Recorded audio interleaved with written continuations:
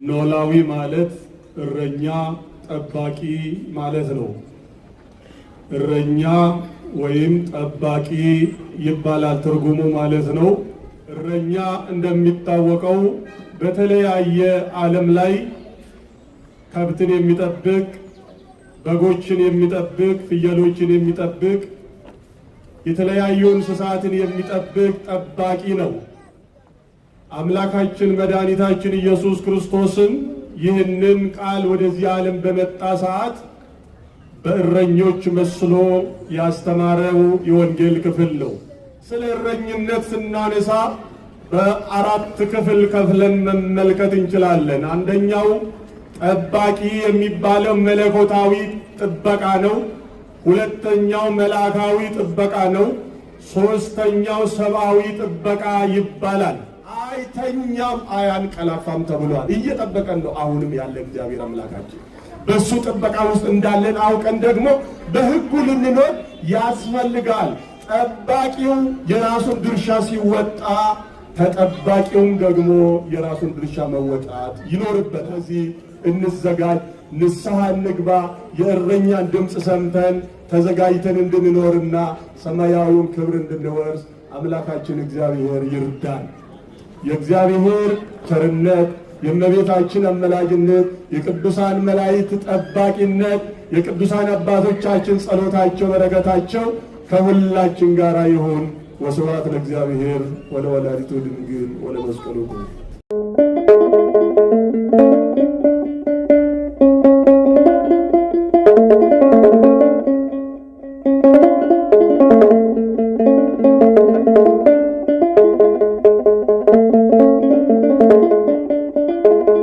እግዚአብሔር በሰላምና በጤና ጠብቆ በዚህች ሰዓት በቅድስና ስፍራ ተሰባስበን እግዚአብሔርን እንድናመሰግን ስለረዳን ስለፈቀደልን ክብርና ምስጋና ይድረሰው።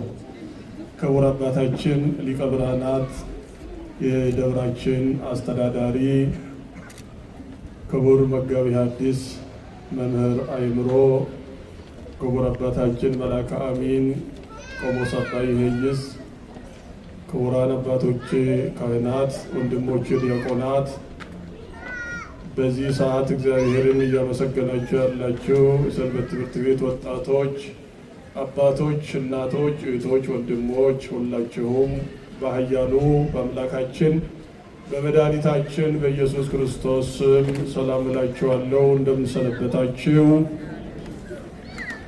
እንደምን አደራችሁ? እንደምን ቆያችሁ? ቅዱስ አምላካችን እግዚአብሔር በቸርነቱ በምሕረቱ ሁላችንንም ጠብቆ ለዚህ ሰዓት ስላደረሰን ክብርና ምስጋና ይድረሰው። የእመቤታችን አማላጅነት፣ የቅዱሳን ጸሎት፣ ቃል ኪዳን፣ ረድኤት፣ በረከት ከሁላችን ጋር ይሁን። አነ ውእቱ ኖላዊ ኄር፣ መልካም እረኛ እኔ ነኝ። የዮሐንስ ወንጌል ምዕራፍ 10 ከቁጥር 11 ላይ የምናገኘው ኃይለ ቃል ነው። እግዚአብሔር አምላክ በረዳን መጠን በዚህ መነሻነት ለተወሰኑ ደቂቃዎች እግዚአብሔርን ቃል እንነጋገራለን። የምስጢር ባለቤት ቅዱስ አምላካችን እግዚአብሔር ምስጢሩን ማስተዋሉን እንዲያድለን በመካከላችን ተገኝቶ እንዲመክረን እንዲያስተምረን ቅዱስ ፈቃዱ ይሆንልን። መልካም እረኛ በል ውስጥ እኔ ነኝ።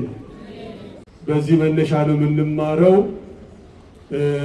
ዛሬ ዕለተ ሰንበቱ ኖላዊ ይባላል። በቤተ ክርስቲያናችን ስርዓት ኖላዊ ማለት እረኛ ጠባቂ ማለት ነው። እረኛ ወይም ጠባቂ ይባላል ትርጉሙ ማለት ነው። ይህች ሳምንት ከዛሬ ጀምሮ ወይም ከታኅሳስ 21 እስከ 27 ባሉት ዕለታት ውስጥ አንድ እሁድ ሲውል ኖላዊ ይባላል። ስለ እረኝነት የሚነገርበት ሳምንት ነው ማለት ነው። እረኛ እንደሚታወቀው በተለያየ ዓለም ላይ ከብትን የሚጠብቅ፣ በጎችን የሚጠብቅ፣ ፍየሎችን የሚጠብቅ፣ የተለያዩ እንስሳትን የሚጠብቅ ጠባቂ ነው። አምላካችን መድኃኒታችን ኢየሱስ ክርስቶስም ይህንን ቃል ወደዚህ ዓለም በመጣ ሰዓት በእረኞች መስሎ ያስተማረው የወንጌል ክፍል ነው። በብሉይ ኪዳን የነበሩ እረኞች አሉ፣ በአዲስ ኪዳንም ያሉ እረኞች አሉ። በብሉይ ኪዳን ደጋጎቹ እረኞች ስንመለከት እነ ሙሴ በጎች ጠባቂ እንደነበሩ፣ እነ ዳዊት እግዚአብሔር አምላክ ቃል በቃል ሲያነጋግራቸው የነበረ ምስጢርን ሲገልጽላቸው የነበሩ ነቢያት ብዙዎቹ ስለ አምላካችን ስለ መድኃኒታችን ስለ ኢየሱስ ክርስቶስ እውነተኛ እረኛነት በትንቢት መነጽርነት ሲናገሩ ቆይተዋል። ኖላዊሆሙ ለእስራኤል አጽም፣ የእስራኤል ጠባቂ ሆይ ስማ እያለ ነው። ነቢያት ለአዲስ ኪዳን ስለ እውነተኛው ድህነት ትንቢት መናገር ነው፣ ጩኸት ነው። 5500 ዘመን የጭንቀት ጊዜ ስለሆነ ፍጹም ድህነት ስላልተሰጠ የሰው ልጅ ወደ ሲኦል የሚሄድበት ዘመን ስለነበረ ከዚህ ጭንቀት አውጣን፣ እውነተኛውን እረኛ ላክልን፣ ስማን፣ ጸሎታችንን ልመናችንን ሁሉ አድምጠን እያሉ ነው ወደ እግዚአብሔር ሲጮሁ የነበሩት። መዝሙረ ዳዊት 79 ቁጥር 1 ላይ ይህንን ቃል እናገኘዋለን። የእስራኤል ጠባቂ ሆይ ስማን ጸሎታችንን። ዛሬም እግዚአብሔር አምላካችን ጸሎታችንን ይስማል። እግዚአብሔር አምላክ የነቢያቱን ጸሎት ይሰማቸዋል፣ የቅዱሳንን ጸሎት ይሰማቸዋል።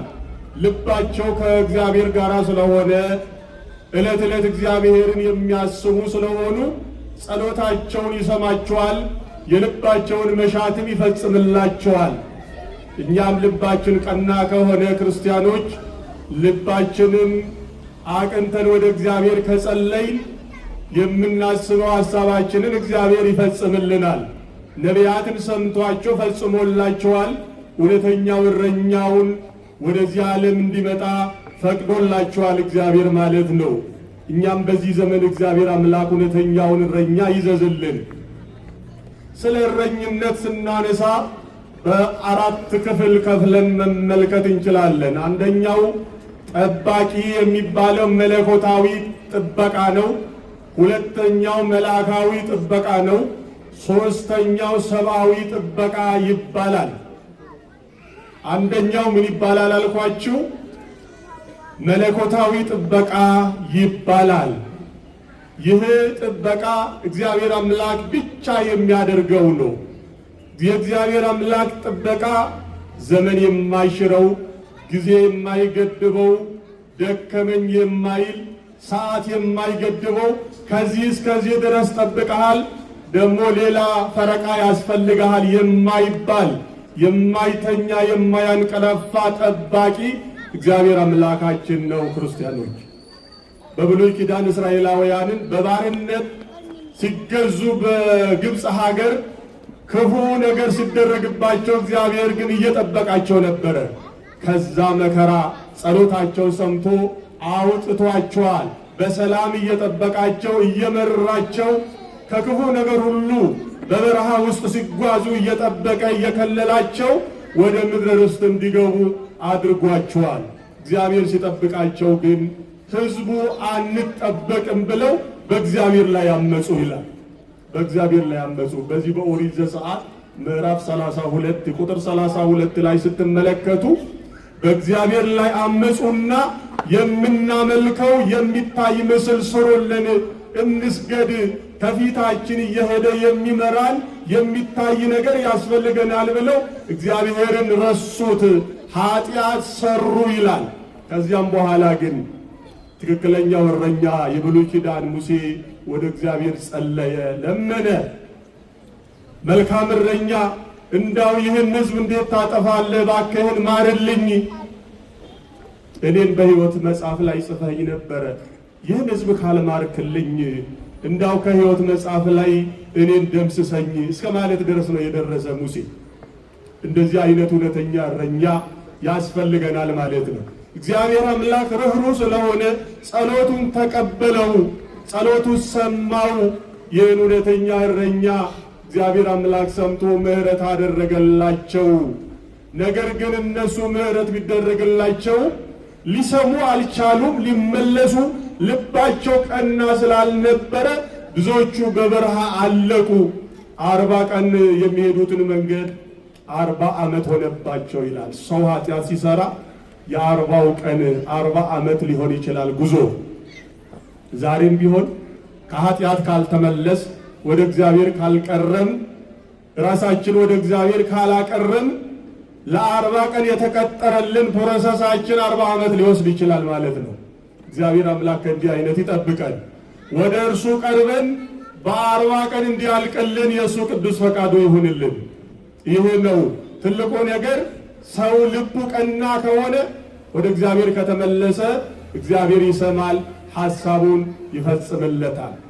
ስለዚህ መለኮታዊ ጥበቃው ከእስራኤላውያን ላይ አልተለየም። በብሉይ ኪዳን ልበ አምላክ ዳዊት በመዝሙረ ዳዊት 22 ቁጥር 1 ላይ ስትመለከቱ እግዚአብሔር ይሬየኒ ወአልቦ ዘኃጥአኒ ውስተ ብኤር ስሑር ያድረኒ፣ እግዚአብሔር እረኛ ነው፣ በለመለመ መስክ ያሳድረኛል፣ በእረፍት ውሃም ደግሞ ይመራኛል ይላል።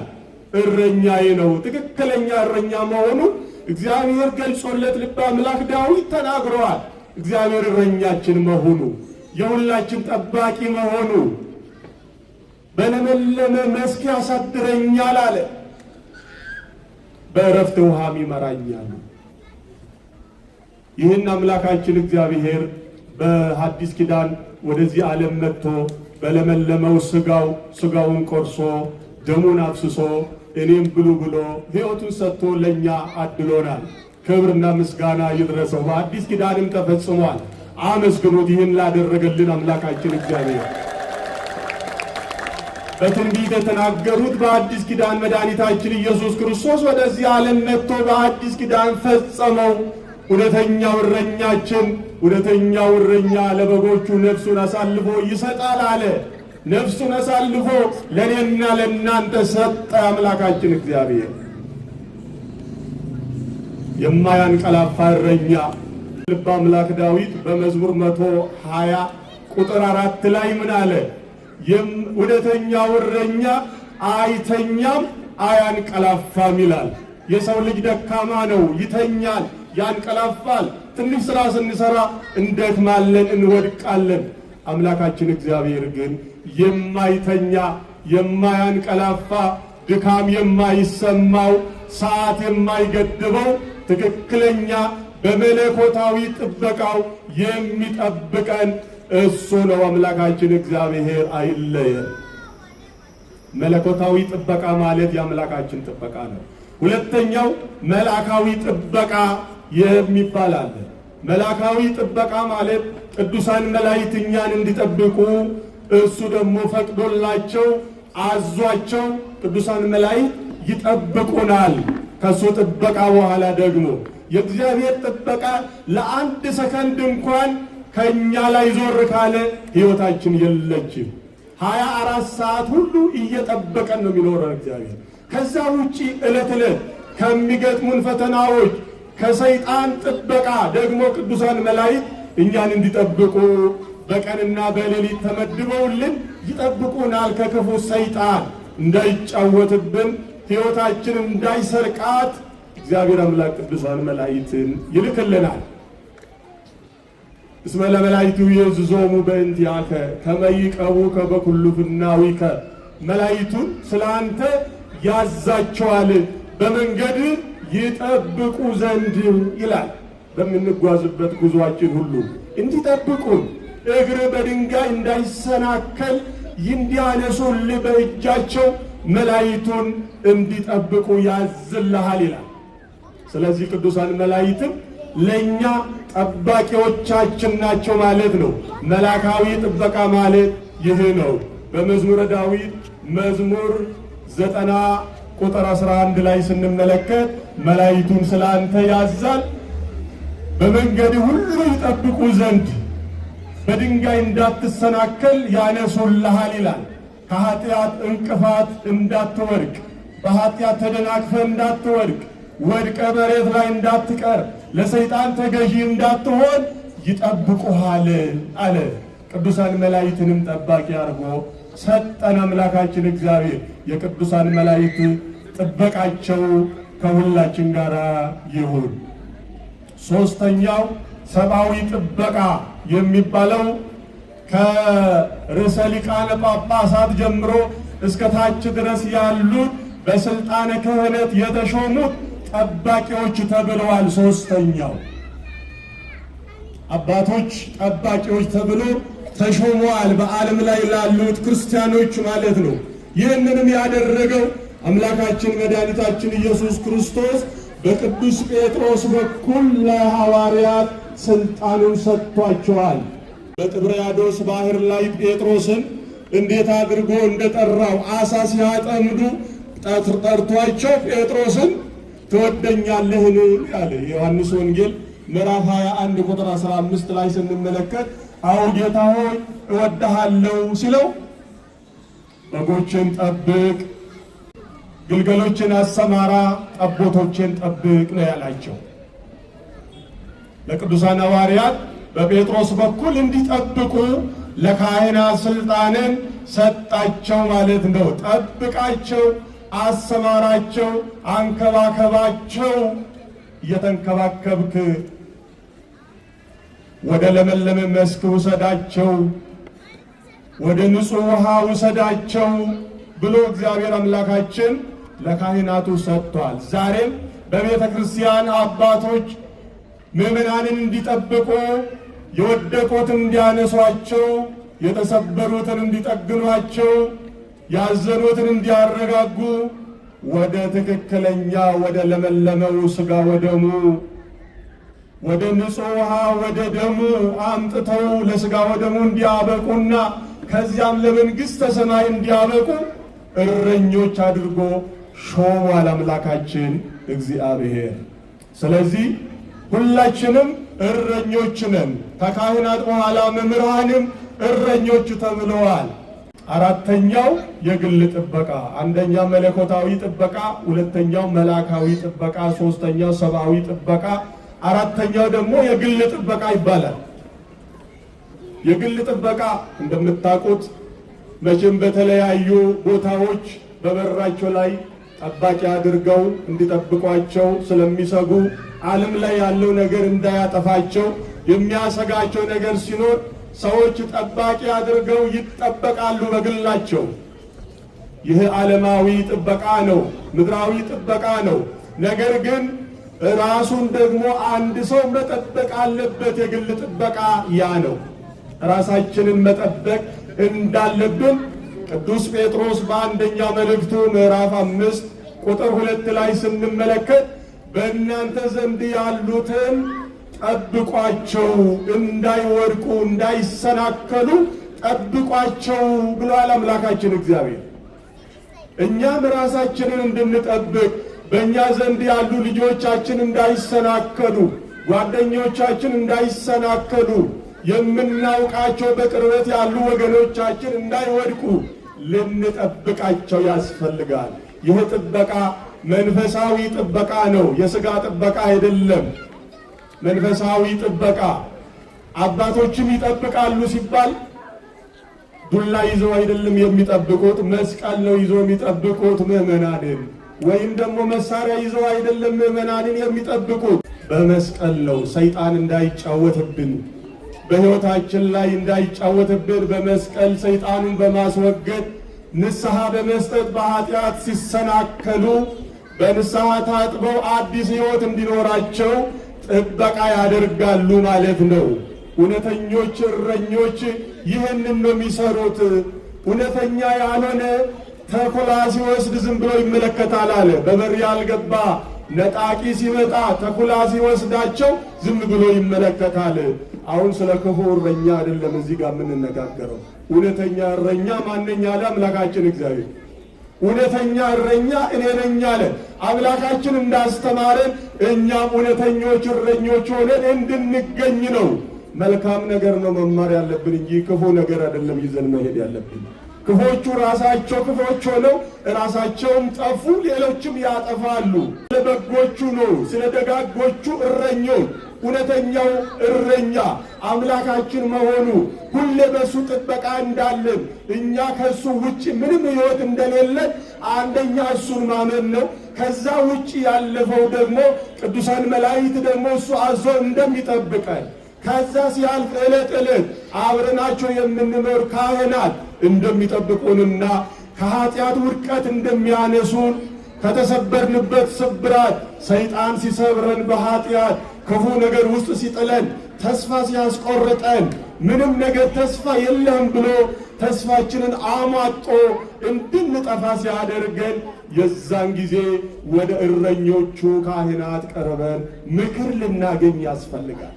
እግዚአብሔር አምላክ በአባቶች ላይ አድሮ ምክር ይሰጣል፣ ቃሉን ያስተላልፋል፣ ደግሞ ይጠግናል። በሰው ላይ አድሮ ሥጋ ለብሶ ዛሬ በመካከላችን ላይታይ ይችላል፣ ግን ሁሌ አይተኛም አያንቀላፋም ተብሏል። እየጠበቀን ነው አሁንም ያለ እግዚአብሔር አምላካችን።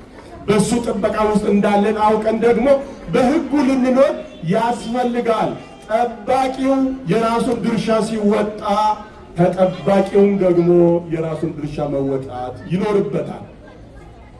አልጠበቅም ካለ ጠባቂውና ወደዚህ ሂድ ሲለው አይ እኔ አልመጣም ብሎ ወደ ሌላ ከሄደ በጉን ወደዚህ ና ብሎ ወደ ለመለመ መስክ ሲያሰማራው አይ ወደዛ አልሄድም ብሎ እምቢ ብሎ የሚሄድ ከሆነ ምን ይበለዋል ማለት ነው? ተኩላ ይበለዋል ማለት ነው። ነጥቆት ይሄዳል ተኩላ። ስለዚህ ዛሬም ተኩላዎች ሞልተው ዓለም ላይ የሚነጥቁ ወደ እግዚአብሔር ካልቀረም ንስሐ ካልገባን ወደ ሥጋ ወደሙ ካልቀረም የሚነጥቁን አሉ ተኩላዎች። ይህ ተኩላ የሚለው አንደኛ ሰይጣን ነው። ሰይጣን ሁልጊዜ በሰው ሕይወት ላይ ይዞራል፣ እንደሚያገሳ አንበሳ ይዞራል አለ ቅዱስ ጴጥሮስ በመልእክቱ። እንደሚያገሳ አንበሳ ይዞራል፣ ዕለት ዕለት በቤታችሁ ይዞራል፣ በሕይወታችሁ ይዞራል። ነገር ግን ጸንታችሁ ምን በሉት ይላል፣ ተቃወሙት። ሰይጣንን በጸሎት ተቃወሙት፣ በስግደት ተቃወሙት፣ ከእናንተም ሸሽቶ ይጠፋል ይላል። የማይጸልይ ከሆነ ሰው የማይሰግድ ከሆነ ሰይጣን ዞሮ መጥቶ በራሱ ላይ ነው የሚያርፈው ማለት ነው። ስለዚህ ጸሎት ማቋረጥ የለብንም። እኛም የራሳችን ድርሻ አለ። የግል ጥበቃችን ራሳችንን ካልጠበቅ አይ እንደሆነ ካህናቱ ይጠብቁኛል፣ አይ እግዚአብሔር አይተኛም ይጠብቀኛል ብለን ዝም ብለን ራሳችንን ኃጢአት ውስጥ የምናስገባ ከሆነ ዝም ብሎ ያየናል እግዚአብሔር። ኃጢአት ስንሰራ፣ ክፉ ስንናገርን፣ ክፉ ስናስብም፣ ወደ ክፉ መንገድ ስንጓዝም ይመለከተናል። መቅሰፍ አቅቶት ነው፣ መቅጣት አቅቶት ነው፣ አንድ ቀን ይመለሳል ወደ እኔ ብሎ ስለሚያስብ አምላካችን እግዚአብሔር ጨካኝ ስላልሆነ ርኅሩህ ስለሆነ ወደ እሱ እንድንመለስ ወደ እውነተኛው እረኛ እንድንቀር ይታገሳል እግዚአብሔር አምላካችን። ክርስቲያኖች፣ ስለዚህ በኃጢአታችን የተስማማ እንዳይመስላችሁ። ኃጢአት ስንሰራ አዎ ምንም አልሆንኩም፣ እገሌም ምንም አልሆነም፣ እገሌም ምንም አልሆነችም፣ ይህን እየሰራች እየተባለ ወደ ሌላ የምንሄድ ከሆነ አንድ ቀን ድንገት በመንገድ ላይ መቅረት ደግሞ ይመጣል። ልባችንን ከዘጋነው፣ ለመመለስ ፍላጎት ከሌለን፣ ለጠባቂዎቹ የማንመች ከሆነ፣ ተመለሱ ስንባል የማንመለስ ከሆነ በዚህን ጊዜ ነጣቂ ይመጣና ይወስደናል። ስለዚህ ጠባቂዎች ላይ ብቻ መፍረድ ሳይሆን ተጠባቂዎችም ድርሻችንን ልንወጣ ያስፈልገናል። ዕለት ዕለት ራሳችንን ከኃጢአት ካልጠበቅ፣ ከሰይጣን ራሳችንን ካልጠበቅን አይ የአባ ጸሎት ይጠብቀኛል ማለት ብቻ አይሆንም። የራሳችንን ድርሻ አለ ማለት ነው። እኛ ስንበረታ፣ ራሳችንን ስንጠብቅ የሌላው ጸሎት ደግሞ ይደርስልናል ማለት ነው። ልባችን ቀና ሲሆን ንስሐ ገብተን ራሳችንን ለእግዚአብሔር ስናቀርብ እግዚአብሔር አምላክም ይጠብቀናል፣ መላእክቱም ይጠብቁናል፣ ካህናትም ለእኛ ይጸልያሉ፣ እግዚአብሔርም ምሕረቱን ይሰጠናል።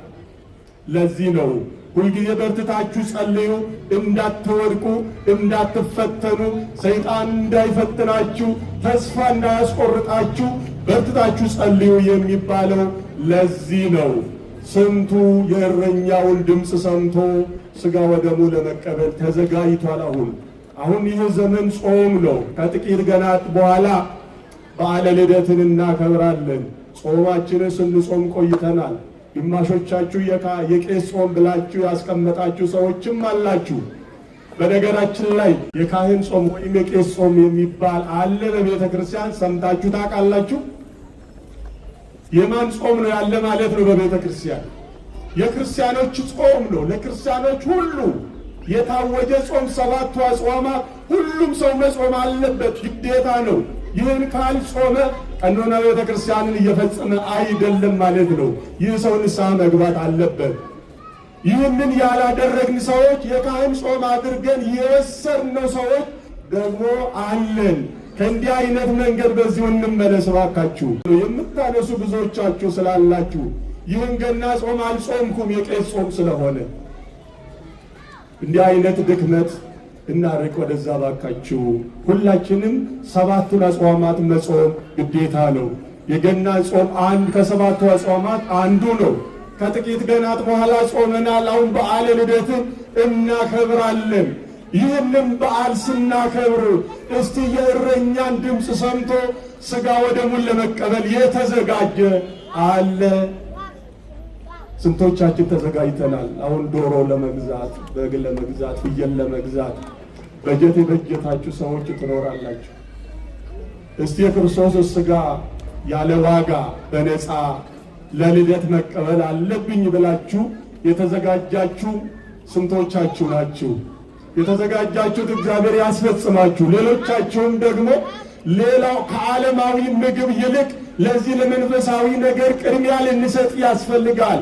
መጀመሪያ በክርስቶስ ሥጋ ነው ጾሙን መፍታት ያለብን።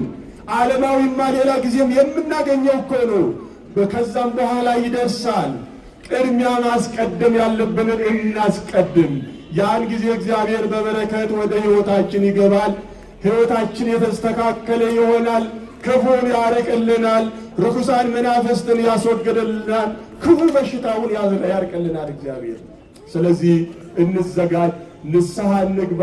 የእረኛን ድምፅ ሰምተን ተዘጋጅተን እንድንኖርና ሰማያዊውን ክብር እንድንወርስ አምላካችን እግዚአብሔር ይርዳን።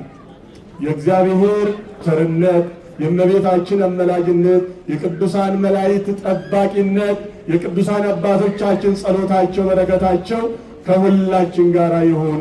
ወስብሐት ለእግዚአብሔር ወለወላዲቱ ድንግል ወለመስቀሉ ክቡር።